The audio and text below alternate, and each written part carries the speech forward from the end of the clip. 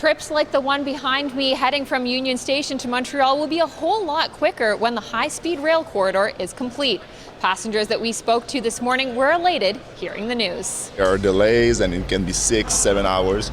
With a high-speed train, there's not going to be delays like this because the rail is reserved for the high-speed rail. That sounds fantastic. Would love to be able to get to Montreal in like 3 hours. That'd be crazy. It's 5 hours. It's a longer wild route, and if it's 3 hours, it's a short, efficient, and people actually get benefit a lot from it.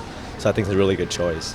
Now, this new rail corridor isn't in place yet, and we don't yet know when it would be completed.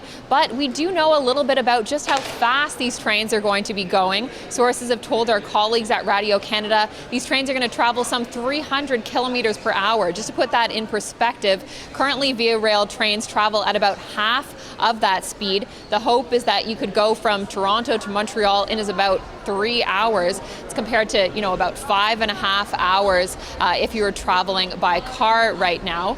We had the chance to speak to a lecturer at the University de Montreal who specializes in these types of matters, and he had this to say. The train is going to be the cheapest and fastest way to get to Toronto from Montreal. And let's not even talk about Quebec City, which is going to be less than an hour's way. And that's fundamentally a game changer for how people move. And it's going to bring cities much closer together. Ottawa, Montreal, Toronto, and Quebec City, and a few smaller cities are all going to be connected and really become a bit more how we see in Europe and in Asia of acting as a whole together. This new rail corridor would cover destinations like Quebec City, Montreal, Toronto, also Laval, Peterborough, Ottawa, and Trois-Rivières. It follows an announcement that the federal government made in 2021 for a corridor like this in this part of the country. And we know that now they have chosen a winning bidder.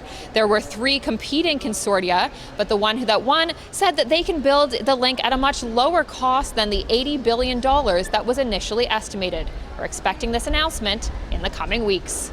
Clara, Pasieka, CBC News, Toronto.